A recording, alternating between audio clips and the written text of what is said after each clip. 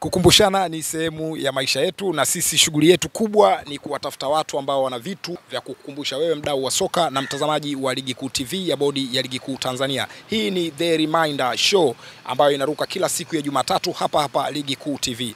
Leo tumevuka maji kidogo kufika mahali fulani ambako tumekutana na mtaalamu ambaye ataenda kutuelezea kwa ujumla tu masuala mbalimbali yanayohusisha sheria za mpira wa miguu. Yeye yupo upande wa technical zaidi, ambapo waamuzi wetu wengi wa hapa Tanzania wamekuwa wakijifunza vitu vingi kupitia yeye, na tuonane naye leo ili atusaidie kutupa yale yanayoendelea wakati muamuzi yupo katikati ya uwanja, yupo pembeni, yupo mezani, anatakiwa kufanya nini, na labda sisi tunaotazama na kukosoa na wakati mwingine kulaumu, je, tunafanya hivyo kwa usahihi au kuna mahali tunaingia chaka? Basi mzee Leslie Lunda atatusaidia hapa leo. Karibu sana mzee Lunda.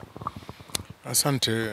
Kwanza nashukuru kwa nafasi ambayo tumeipata kwa ajili ya kushirikishana uzoefu, kwa maana kwamba tunauzungumzia mchezo wa mpira wa miguu.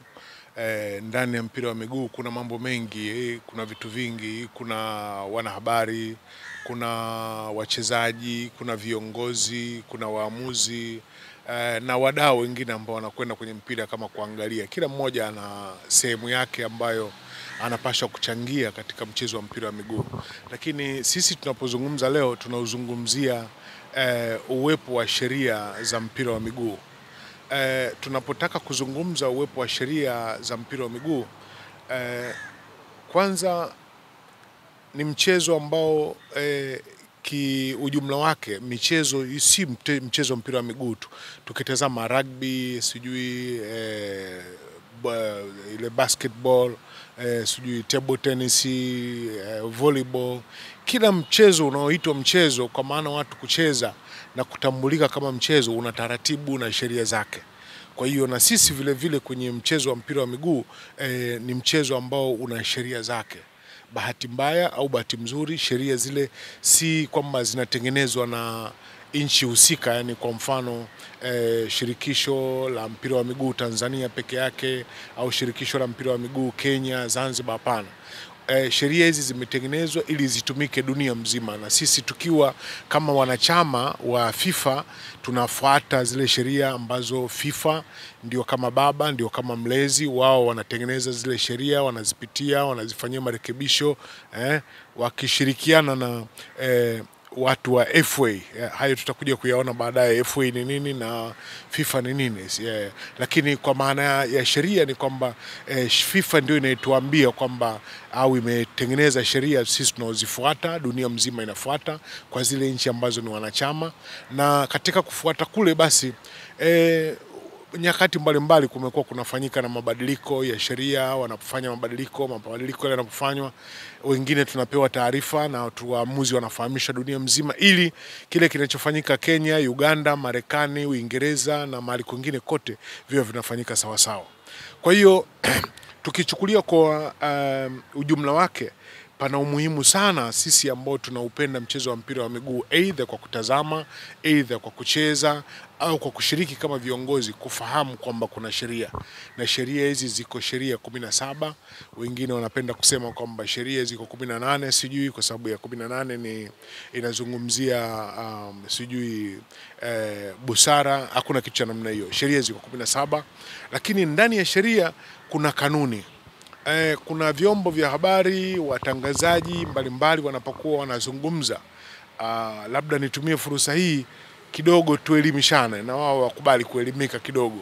Sheria ni kitu kingine na kanuni ni kitu kingine.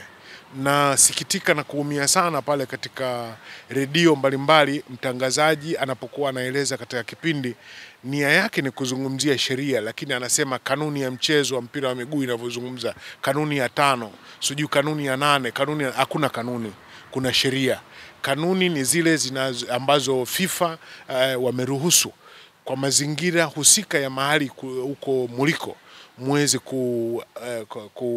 kuendesha ule mchezo kwa kufuata hizo kanuni ambazo mtaweza kujipangia wenyewe kwa mazingira ya nyumbani kwenu. Lakini sheria ni sheria, na sheria, tunapozungumza sheria tunazungumzia 17 kama nilivyosema, tukianzia sheria ya kwanza ambayo inazungumzia kiwanja cha mchezo.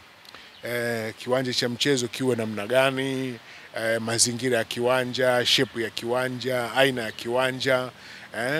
Namba 2 tunazungumzia mpira. Mpira utakuwa mpira wa namna gani unaotakiwa kutumika, size ya mpira, kwa watu wa namna gani wanaokwenda kutumia ule mpira.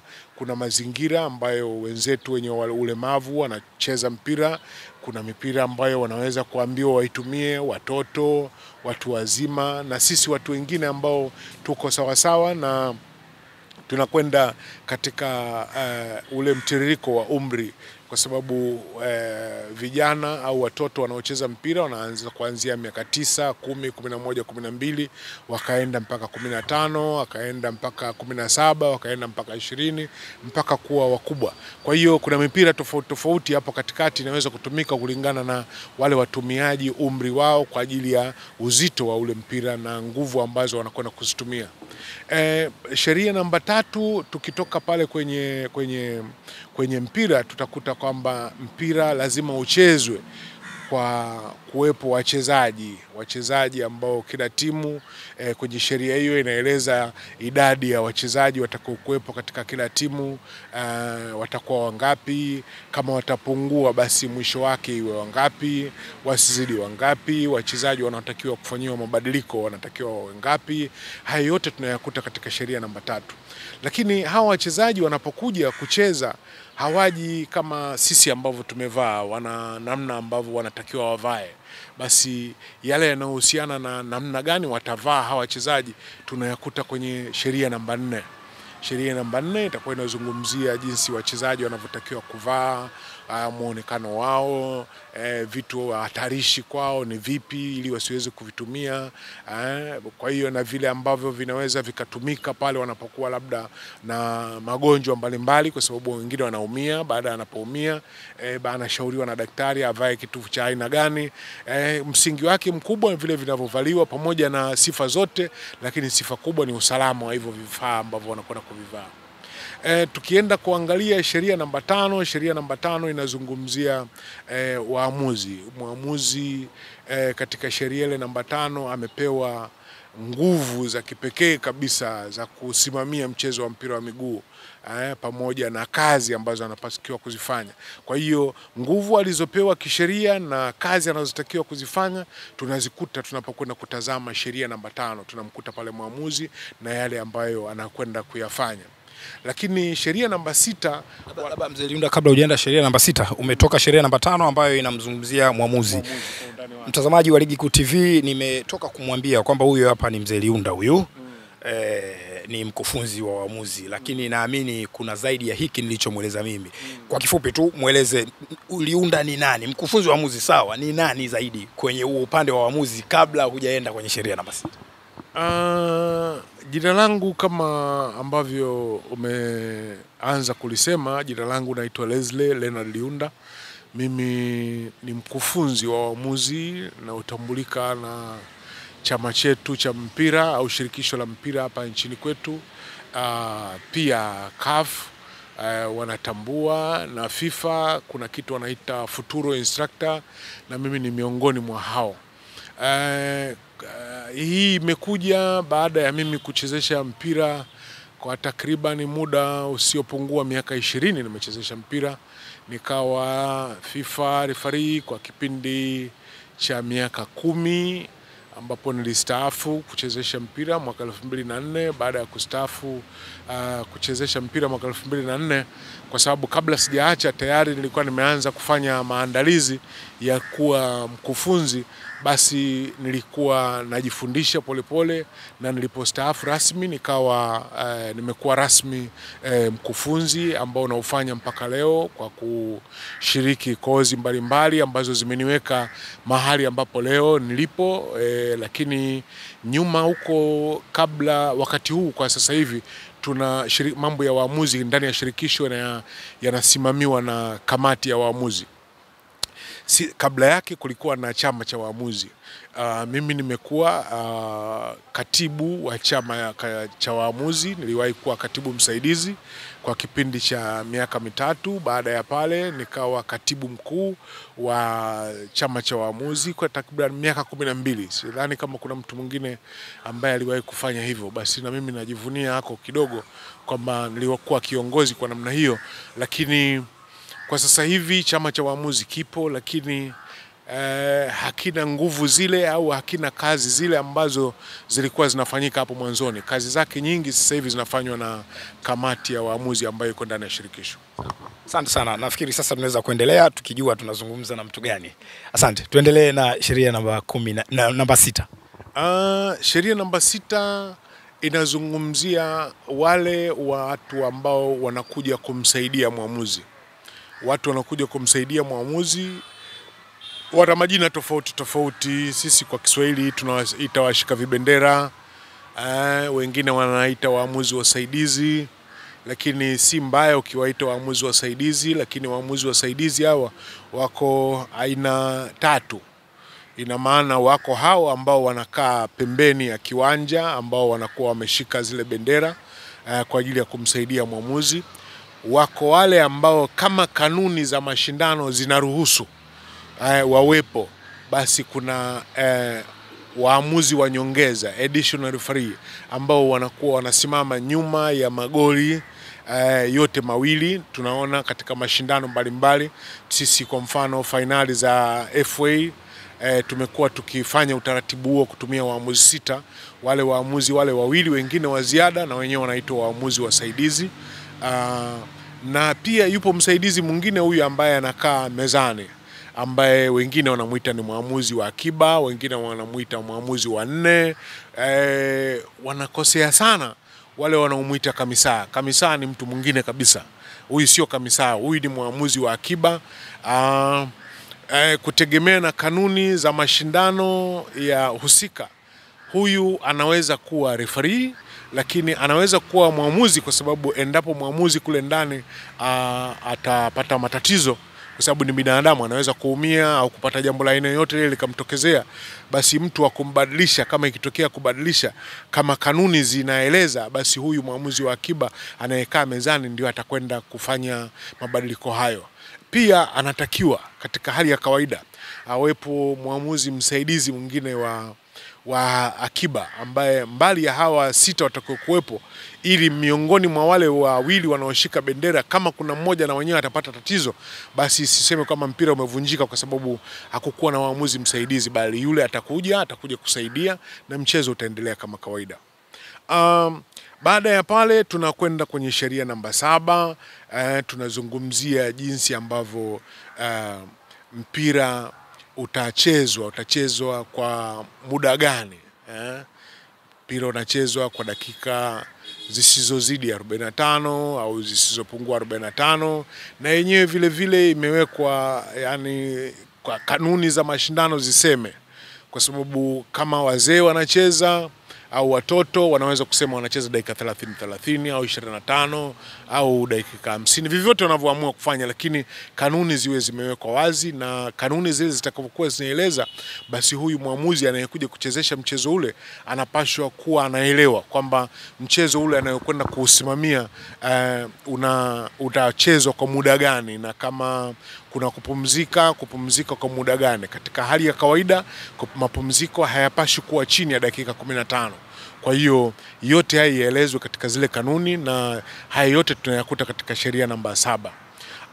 Sheria namba 8 inazungumzia namna ya kuanza mchezo, yani mchezo unaanzwaje pale kutoka tunapoanza filimbi ya kwanza na tutakapokwenda mapumziko, tunapokuja kuanza tena kipindi cha pili, tunapokuja kumaliza kipindi cha pili ambacho bitakuwa kimehitimisha dakika 90, na wakati mwingine labda mashindano yatahitaji yacheze kwa muda dakika 120 kwa ule muda wa nyongeza. Yote haya yaelezwe na jieleze mle ndani, na ikibidi labda mchezo lazima upate mshindi, basi tunakwenda katika kupigiana penalti. Hayo yote tunayakuta yanaelezwa katika sheria ile namba 8. Sheria namba 9 tunakwenda kuzungumzia jinsi ambavyo mpira, ni wakati gani mpira utakuwa mchezoni na wakati gani utakuwa hauko mchezoni. Tunaona kwamba mpira baada ya mwamuzi kuwa amepuliza filimbi kwamba mpira uanze, mpira unakuwa mchezoni. Mpira utakuwa hauko mchezoni pale utakapotoka kwenye mipaka ya kiwanja au refarii amesimamisha. Sasa haya yote ni wakati gani mpira unakuwa mchezoni na wakati gani hauko mchezoni, ipo yanazungumzwa katika sheria namba 9. Sheria namba 10, kumpata mshindi, kupata matokeo ya mchezo. Matokeo ya mchezo, mchezo wa mpira, bahati mbaya, bahati mzuri, tunapokwenda kucheza ni watu wanakwenda kushindana au timu zinakwenda kushindana, mwisho wa siku wakiwa wanataraji kwamba kuwe na mshindi katika ule mchezo wanaokwenda kucheza. Basi lakini kama mshindi hakupatikana, kanuni vile vile zinatakiwa zielezwe watafanyaje ili kumpata mshindi. Kama ni lazima mshindi lazima apatikane, lakini katika namna nyingine sheria zinakubali kwamba mchezo wa mpira wa miguu na matokeo matatu, either timu kwenda sare, either timu moja kushinda au timu moja kufungwa, na zile timu zinapokwenda kucheza zinatakiwa zielewe hiyo. Kwa hiyo kwenye sheria hii namba 10 tunaona inakwenda kuzungumza ni namna gani mpira utakuwa unahesabika kwamba sasa hili ni goli. Yale yote yanayoelezea jinsi ambavyo goli halali litasimama kuwa goli litakuwa namna gani, tunakwenda kuona katika sheria namba 10. Tunapokwenda sheria namba 11, ni sheria tunasema sisi watu wa sheria ni controversial sheria, yani sheria yenye maamuzi tata, sheria yenye ambayo inaleta matatizo kutokea mpira unaochezwa mchangani, mpira unaochezwa daraja la 3, mpira wa TFF, mpira wa bodi, mpira wa Sekafa, Kafu, FIFA na World Cup. Offside ni sheria ambayo tutakapokuja kuizungumza tunaweza kuzungumza labda kwa dakika 10 au 15, lakini matatizo yake katika mpira unapochezwa ni makubwa kupita kiasi. Kwa hiyo tutakapofika kuizungumza sheria hii ya kuotea, sheria ya offside tunasema, sheria ya kuzidi, kwa kila lugha tutakazoweza kuzitumia, lakini ikiwa na maanisha ile kwamba tunazungumzia mchezaji akiwa kwenye nafasi ya kuotea itakuwa namna gani, haya yote tutakuja kuyaona kwenye sheria ile namba 11. Sheria namba 12 inazungumzia rafu na tabia mbaya mchezoni. Mchezo huu ni mchezo wa kiungwana, mchezo wa kistaarabu, mchezo ambao watu wakicheza baada ya mchezo kwa neno moja tunaloita fair play, yani kucheza kwa kufuraha, kwa kuenjoy, kwa kukubaliana tunakwenda kushindana. Tukimaliza kucheza basi tupeane mikono, tufurahi, tufanye mambo mengine yanayoendana na furaha. Sasa kwenye sheria hii namba 12 inazungumza mambo ambayo yakifanyika refarii ayaadhibu kwamba ni mambo ambayo hayakubaliki, ili wachezaji wale wanaotaka kucheza basi tuone ufundi wao na ujanja wao wa kucheza mpira, na wale wasiotaka kucheza waadhibiwe. Kwa hiyo rafu zitakapofanyika na tabia mbaya zitakapofanyika, tutaona pale kwenye sheria ya 12 namna gani zinaadhibiwa. Sheria hii bahati mbaya bahati mzuri ni moja kati ya sheria ambayo sijawahi kuona mwaka ambao umepita hakuna jambo ambalo ndani yake halileti mabadiliko fulani. Kama leo hii tunavyoona sheria inayozuka katika hiyo sheria namba 12, swala linalohusisha mpira kushikwa na mkono. Kuna story nyingi hapo, yani hapo pana matatizo makubwa sana. Hata jana tena miezi 6, chini ya miezi 6 iliyopita, FIFA walisema kwamba mpira hata kwa bahati mbaya ukiguswa na mkono alafu wewe ndugu yangu kaenda kufunga, lakini kabla yake mimi niliugusa kwa bahati mbaya, goli hilo lisiwe halali. Lakini juzi wamekuja tena wamefikiri, wamesema hapana, yani bahati mbaya hakuna, bahati mbaya ipo. Kwa hiyo wameruhusu hiyo bahati mbaya iwepo. Kwa hiyo tunaweza kuona ni mpya, tutakuja kuidiscuss, tutakuja kuiona. Sasa yanapotokea matatizo yale ya kisheria kwenye ile sheria namba 12 au namba 11, sheria namba 13 inatueleza namna ya kuanza huo mchezo. tunasema mapigo huru, free kick, zinavyopigwa, adhabu zinavyopigwa. Kuna adhabu kubwa, kuna adhabu ndogo, kuna pigo la penati. Yote haya tunayakuta kwenye sheria namba 13 kwamba mapigo haya yatakuwaje, pigo dogo linakuwaje na pigo kubwa linakuwaje. Faida ya pigo kubwa ni nini, faida ya pigo dogo ni nini. Pigo kubwa litakapotokezea ndani ya eneo la penalty area ya timu pinzani linakuwaje, na linapopigwa ndani ya eneo la penalty la timu inayozuia inakuwaje. Yote kwa ujumla yake tutakwenda kuyakuta tutakapozungumzia sheria namba 13. Lakini kwa ujumla wake sheria namba 14 ambayo inazungumzia pigo la penalti imewekwa peke yake, kwamba sheria namba 14 tunakwenda kukutana na pigo la penalti linavyopigwa, makosa yatakapofanyika, namna pigo linavyopigwa, wengine wachezaji wengine wanakuwa namna gani, mpigaji inakuwaje, mlinda mlango ambaye anazuia kwa wakati huo inakuwaje. Haya yote tutakwenda kuyakuta tutakapokwenda kuzungumzia sheria namba 14. Lakini tunapokwenda kuzungumzia sheria namba 15, sheria namba 15, mpira ambao kwa mara ya mwisho ulitoka kupitia kwenye mstari wa pembeni ule touchline, mpira ukitoka basi timu A inapokuwa ndio ilikuwa ya mwisho imeugusa ule mpira, basi timu B itakuja kurusha kupitia pale ambapo mpira ulitokea, kurusha mahali ambako wao wanahitaji kurusha. Kwa hiyo katika urushaji tunaona jinsi ambavyo namna ya kurusha, mrushaji anakuwa vipi, timu inayozuia wanatakiwa wafanyeje, wakae umbali gani, utaratibu wa mchezaji anayerusha pale atakapokosea nini kinatakiwa kifanyike. Yote tutakwenda kuyakuta tunapozungumzia sheria namba 15. Lakini sheria namba 16 tunazungumzia pigo la kona. Pigo la kona, mpira ukiwa kama tulivyoona kwa mara ya mwisho, mpira ulikuwa umeguswa na mchezaji wa timu A kupitia mstari wa pembeni ukatoka, mchezaji wa timu B atakuja kuanza tena kwa kuurusha ule mpira. Na mpira unapotoka kupitia juu ya mstari wa goli lakini haukupita ndani ya ile milingoti ya goli na ule mtambaa panya, ukupita pale katikati katika kile chumba ambacho tunakiita goli, umepita pembeni yake, basi mpira ule unapigwa pigo la goli, na pigo la goli linapigwa ndani ya eneo la goli, linapigwa na timu inayozuia, na pigo hili linapigwa endapo mpira kwa mara ya mwisho ulikuwa unatoka, ulikuwa unapigwa na timu inayozuia. Hilo ni pigo la goli, sheria namba 17. Lakini pigo la kona endapo timu ya inayozuia ndio iligusa kwa mara ya mwisho kabla mpira hujatoka kupitia mstari ule wa goli, basi timu pinzani, timu inayoshambulia itakwenda kupiga pigo lile la kona, ambayo ni sheria namba 16, na namba 17 ni pigo la goli kama nimevyoeleza hapo awali wakati nazungumzia mpira utakavyokuwa umeguswa kwa mara ya mwisho na mchezaji wakati mpira unatoka juu ya mstari wa goli kwenda nje. Ili pigo la goli ndio ile tunaifahamu kama goal kick. Kama goal kick, na ile nyingine ni kama corner kick.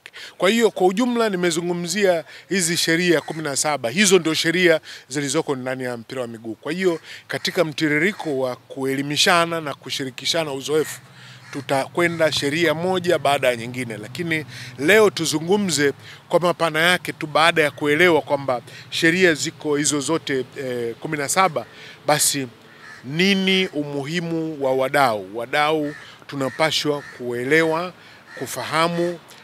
Hapa ningelilenga kwanza kundi kubwa sana, kundi la wanahabari kwanza. Mchezo wa mpira wa miguu, kuna watu wa habari ambao tunasema watu wa media. Watu wa media, tukizungumza miaka 10 iliyopita, ndoa yao na shirikisho la mpira wa miguu duniani FIFA ilikuwa sivi kama ilivyo leo. Leo hakuna jambo ambalo FIFA wanalifanya au TFF wanalifanya wakawaweka wanahabari pembeni, kwa sababu ya umuhimu wa hiyo harusi iliyofanyika hapo kati ya wanahabari pamoja na mchezo wa mpira wa miguu. Hivi vitu vinatakiwa kwenda sambamba sana, ndio maana pale wanahabari wanapokuwa wanazungumza kitu ambacho ni kinyume na taratibu au sheria za mpira wa miguu, sisi wengine tunaozisimamia unapata tabu sana kwa sababu inakuwaje mke au mume anakwenda kueleza maneno tofauti ya yaliyomo ndani ya ndoa. Ni jambo ambalo mtihani kidogo. Mr. Liunda amezitaja sheria 17 za mpira wa miguu, lakini baada ya kuzimaliza hizo sasa anakwenda kuelezea kwa ujumla vitu gani muhimu tunapaswa kuvizingatia. Lakini kundi ambalo katika makundi ya wadau wa soka ambao tunatarajia watanufaika na hiki anachoenda kueleza sasa, Mr. Liunda amelitaja kwa jina kabisa, kundi la wanahabari. Kwa nini? Mimi haraka tu nimemwelewa kwamba ni kwa sababu anafahamu kama mwanahabari atakuwa na uelewa juu ya jambo fulani, atapata usahihi wa taarifa fulani, basi Tanzania, Afrika na dunia nzima itafahamu kwa urahisi. Tunaanza na wanahabari, lakini hii ni kwa wadau wote wa soka, lakini tunaamini wanahabari watatufikishia mbali zaidi huu ujumbe ambao sasa hivi tutaenda kupata kutoka kwa Mr. Liunda. Sasa tuendelee. Naposijaribu kusema hii ndoa ya mpira na wanahabari, ningependa wanahabari waone hivi, kwa nini unapokwenda kwenye kiwanja cha mpira, kile kiwanja cha kisasa, amewekewa meza ambayo mtazamaji hakuwekewa, amewekewa sehemu ambayo anaweza kama anahitaji umeme kwa chombo anachotumia kufanyia kazi atumie, amewekewa sehemu zingine kivuli cha kukaa, anapewa yani vitu ambavyo mtu mwingine wa kawaida kiwanjani hapewi. Hata rais wa chama cha mpira Tanzania anapokuja kiwanjani hapewi vitu ambavyo amepewa mwanahabari kiwanjani. Amepewa kwa sababu yupo kazini, amekuja kufanya kazi. Yani hakuna tofauti ya yeye kwa studio kufanya kazi au kwenye chumba cha habari cha magazeti au television na pale ambapo anapokuwa kiwanjani. Ndio maana amewekewa vile vyote. Kwa hiyo ni bora au ni vyema sana mwanahabari mwenyewe akaona ni namna gani mpira umemheshimu, ili na yeye auheshimu mpira. Anapokwenda kuripoti autendee haki, yani kama vile ambavyo mwanahabari anayefanya kazi chombo cha Papai, gazeti la Papai, mbona haandiki vibaya kuhusu gazeti la Papai? Anaandika vitu positive au vitu venye uhalisia wa hasi, wala sio wachanya, sio wa hasi kwenye kile chombo ambacho anakiandikia. Kwa hiyo na mpira pamoja yako mambo ambayo yanafanyika yako kinyume, lakini ni vyema sana tukaona namna gani jinsi tunavyotoa zile taarifa, tunavyoripoti. Nilipenda hizi sheria kila mmoja angeelewa jinsi ambavyo si kama vile ninavyoelewa, kwa sababu hata na mimi tukikaa wakufunzi 7, kila mmoja sisi 7 atakuwa tunatofautiana namna ya kuelewa, lakini level zetu zisipishane. Ningependa sana wanahabari, yani sheria za mpira wa miguu ziwe zimewagusa, zimewashika. Kwa mfano, nitatolea mfano mmoja juzi nimeusikia na kuona. Mpira umechezwa kule Kagera. Referee amepuliza filimbi. Baada ya kupuliza filimbi ametoa ishara 2 kwa wakati mmoja. Ishara ya kwanza ameonyesha mwelekeo wa mpira, lakini baada ya kuonyesha mwelekeo wa mpira, ishara ya pili pale kwa pale ameonyesha namna mpira utakavyoanzishwa, yani pigo dogo. Wachezaji wangu wa Azam kwa kutokuelewa sheria wamekuja kumzonga referee wakiona kwamba referee anasema kwamba ni penalty. Referee hakusema penalty, referee amesema pigo dogo huru linapigwa kuelekea timu ya Azam. Ambayo ishara yake inakuwaje? Mkono unawekwa juu. Referee anamweka mkono juu. Hii ni kitendo cha kuashiria kwamba pigo linalopigwa ni pigo dogo. Alichofanya ameweka mkono mbele kuonyesha kwamba mpira unakwenda huku, unakwenda kwenye goli la Azam, na pale pale akanyosha mkono wake juu kuonyesha kwamba ni pigo dogo huru, na anaanza kusogea. Hakutembea hata miguu miwili. Kundi tayari akawa amezongwa kwamba hawezi kwenda mbele. Akajieleza kwenye lile kundi, wakamuelewa. akasogea mbele kuweka mahali ambapo kosa lilipotokea. Aliyekuwa anatangaza kwenye television amesema kwamba referee ametoa pigo la penalty. Referee amebadilisha maamuzi yake, ameweka mpira nje ya eneo la penalty. Wanaomsikiliza kwa sababu ya kuelewa kama ni mwanahabari, yupo katika ile ndoa niliyozungumza. Hazungumzi kitu tofauti. Anazungumza kitu cha ndani. Kitu cha ndani, kitu kilichokuwa sawa sawa kabisa, kitu cha ndani. Hebu tazama walivyopokea watu. Redio baada ya pale zote, ukisikiliza redio zote, wameshambulia wale waamuzi, wanaofundisha waamuzi hawajui, hawa wanapokea rushwa, hawajui wanachofanya, lele. Lakini referee amesema toka mwanzo ni pigo dogo huru. Na kosa gani lilotokezea? Wanasema referee, yule mchezaji wa Azam ameweka mpira kifuani. Referee hakumwadhibu yule mchezaji. Referee amemwadhibu mchezaji ambaye amemkataza mchezaji wa Mtibwa wa Kagera asicheze mpira kwa kumwambia miss. Mimi ninapokueleza wewe tukiwa kiwanjani, acha ili mimi nifaidike kucheza, ili ni kosa kisheria. Na ndicho kilichotokezea kiwanjani. Kosa ambalo sisi tunaotazama kupitia televisheni hata huwezi kuliona na huwezi kulijua. Ina maana baada ya pale wewe kama mwanahabari unatakiwa kufuatilia, kujua hivi ile tukio lilitokezea ni nini kimetokezea. Labda mzee, mwanahabari atafuatilia kupitia kwa nani sasa? Atafuatilia yupo kamisa wa mchezo, hawezi kuongea na referee. Yupo kamisa wa mchezo, yupo msimamizi wa mchezo, ambaye msimamizi wa mchezo anaweza kwenda kuuliza referee kwamba pale kulitokea nini, akamweleza, akatoa taarifa.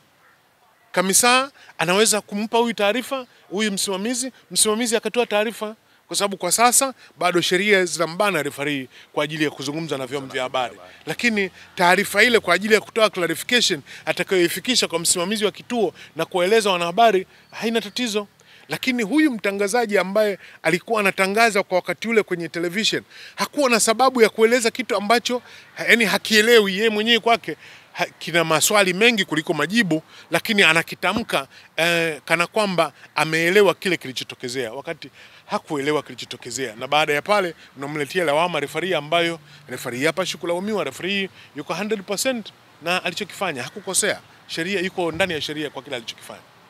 Kwa hiyo yote haya tunayazungumza, au nimetolea mfano huu mfupi kuona jinsi ambavyo wa ndugu zangu wanahabari tunavyopashwa kuzungumza lugha moja ya kisheria, ili pale tunapokwenda kuripoti tunakuwa tunaripoti kitu kilicho sawa sawa. Kwa nyakati tofauti tofauti, wale wanaotupigia simu kama mimi binafsi sijawahi kutotoa ushirikiano kwa chombo cha habari kwa nataka clarification ili lililotokezea. Viko vyombo vya habari ambavyo mimi mwenyewe bado nimechukua jukumu la kuwapigia simu kama jamani, mmefanya kitu fulani, mlichofanya si sawa sawa.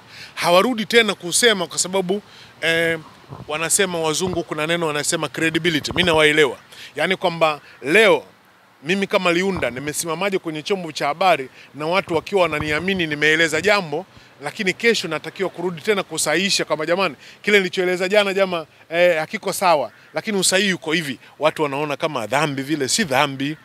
Sisi binadamu, mimi na pamoja naongea hapa, inawezekana katika haya ninayoongea nikaona kuna jambo nimelikosea,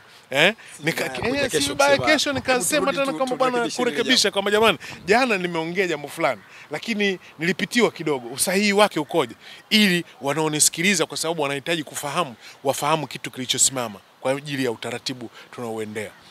Kwa niaba ya wanahabari, mimi nikushukuru sana kwa huo moyo wako wa kwamba wakati mwingine hata kabla wao hawaja kupigia simu, basi wewe umekuwa ukichukua hatua ya kuwapigia simu na kuwaelezea usahihi wa kile kitu ambacho wao wamekiripoti. Ndio maana halisi ya The Reminder ya Ligi Kuu TV. Lengo ni kukumbushana. Sisi tunakumbushana tu, tunaamini watu wanafahamu vitu, lakini ni vizuri kukumbushana kwa sababu hata vitabu vya dini vimekuwa vikikumbusha. Tunasema tunashirikishana uzoefu. Yes, mimi nasema tunakumbushana, Mr. Liunda anasema tunashirikishana uzoefu. Sijui, lakini wako wenzangu wengine wanaojua, tukisikilizana huko, kesho tukielezana, tutakuwa, na mimi nitajifunza na wao watajifunza vile. Tunaendeleza mpira wetu. Asante sana. Tuendelee mzee Liunda. Sasa baada ya kuona umuhimu wa wanahabari na wadau kwa ujumla wake, wadau wengine, ili jambo hili lifanikiwe, kwa sababu kadri siku zinavyokwenda mimi naona gap, yani kundi linalojua na lisilojua, naona ule upana unazidi kuongezeka. Sasa tu kupitia vipindi kama hivi ambavyo tunafanya, naamini CEO wangu wa board tuliwahi kuzungumza huko nyuma na najua liko katika kufanyiwa kazi, ili tuweze kupata wadhamini, sponsors, ambao tunaweza kwenda katika redio mbalimbali, television mbalimbali, tukawa na vipindi vya kuelimisha wadau, ili wadau waweze kuelewa kile ambacho wanakipenda.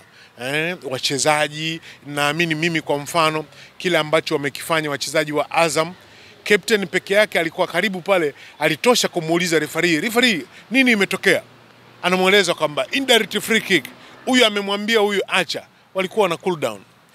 Lakini bahati mbaya sana, siwezi kumlaumu sana captain wangu, mchezo wa mpira wa miguu na mimi nimecheza kwa kiwango hicho nilichocheza, naelewa kwamba damu inachemka, inafika mahali fulani hata ndugu yako mnaweza mkakosana kule ndani. Mimi nao mfano wa ndugu yangu, kaka yangu referee ambaye ameacha kuchezesha mpira baada ya kutukanwa na mtoto wake kiwanjani, tusizito kabisa. Lakini kwa sababu gani? Kwa sababu yule mtoto damu ilikuwa imechemka, akasahau kwamba referee ni baba, yeye akamtukana, na baba alipotukanwa akafika mahali akaona kama mpira wenyewe umefika mahali mimi natukana na mwanangu, basi sasa mpira sasa basi, aliacha kuchezesha mpira, ameacha kuchezesha mpira. Unaona? So ni vitu ambavyo vinatokezea. Kwa hiyo kwenye mpira tukishirikishana wale sponsors, ili wadau kwa ukubwa wake, wapenzi hawa, viongozi, wakaelewa sheria za mpira wa miguu, wala tupate matatizo. Leo matatizo viongozi, unaona kiongozi wa klabu anakwenda kwenye chombo cha habari anazungumza mambo ya kisheria ambayo unaofika mahali, Mungu wangu, sisemi kama napata kichefuchefu, ni lugha haipendezi, lakini unataharuki kidogo kuona huyu mtu amepewaje dhima ya kuwa kiongozi wa timu. Saa nyingine ni timu kubwa au timu maarufu au timu zinazopendwa na watu, timu zina watu wengi, wanamsikiliza huyu kiongozi wao kama anachosema ni sawa sawa, kumbe anachozungumza kiongozi wangu ni kitu cha hovyo ambacho yani hakipashi kukaribishwa katika namna yoyote. Kwa hiyo ambacho chanzo chake ni kutokuwa na uelewa mzuri wa kutokufahamu.